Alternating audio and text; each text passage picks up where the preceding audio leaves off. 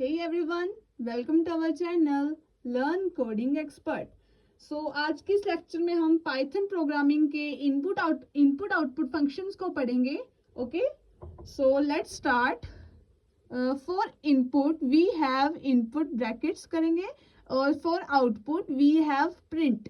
Input के लिए हम इनपुट फंक्शंस का यूज करेंगे और आउटपुट के लिए हम इन प्रिंट करेंगे. Okay, so next one is our, इसकी डेफिनेशंस को देखते हैं. Input functions.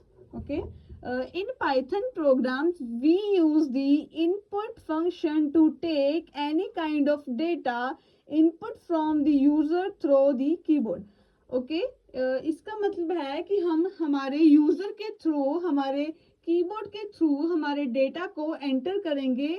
जब हम प्रोग्राम को पूरा राइट कर देंगे, उसको रन करेंगे, तब हम उसकी वैल्यूज को एंटर करेंगे. Okay, and the next one is the input functions waits for the users input, and as soon as the user enters the data and process the enters key, the input function reads that data and assigns it to the variable. Okay, जब हम data को जब हम programme को पूरा right करेंगे, then फिर run करेंगे, देन हम इनपुट करेंगे हमारी values. Okay, and the next one is have a syntax.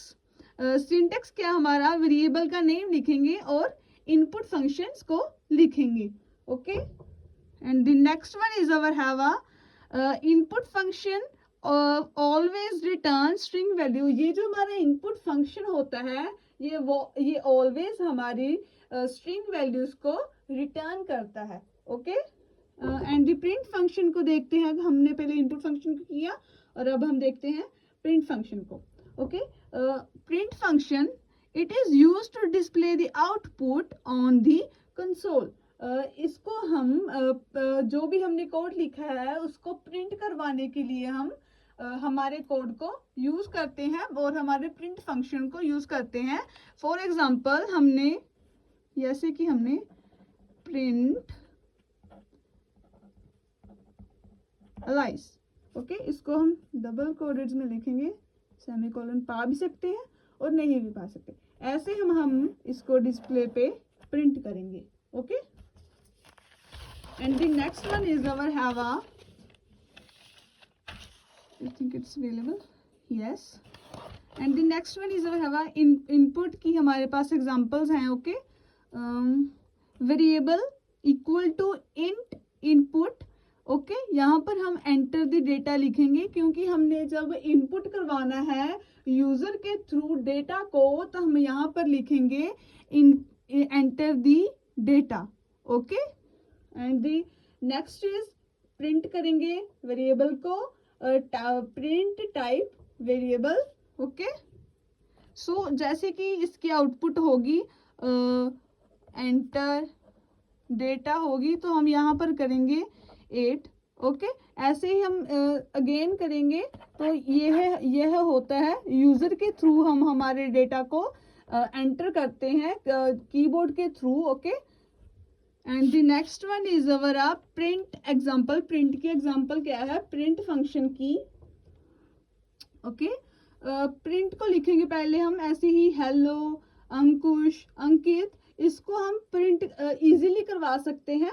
जैसे कि हमने देखा है इनपुट फंक्शन में क्या होता है कि हमने यूजर के थ्रू ही हमारा डेटा है कि हम एंटर करवा सकते हैं. हम सिर्फ अपनी डेफिनेशंस देते हैं उनको कि आप इसमें यही डेटा को एंटर करो. ओके, जैसे कि हम इसमें देखते हैं कि यहाँ पर हम इनपुट दे फर्स्ट नंबर, तो इसकी हम भरेंगे 1. सेकंड नंबर, ठीक है, तो हम 2 भरेंगे.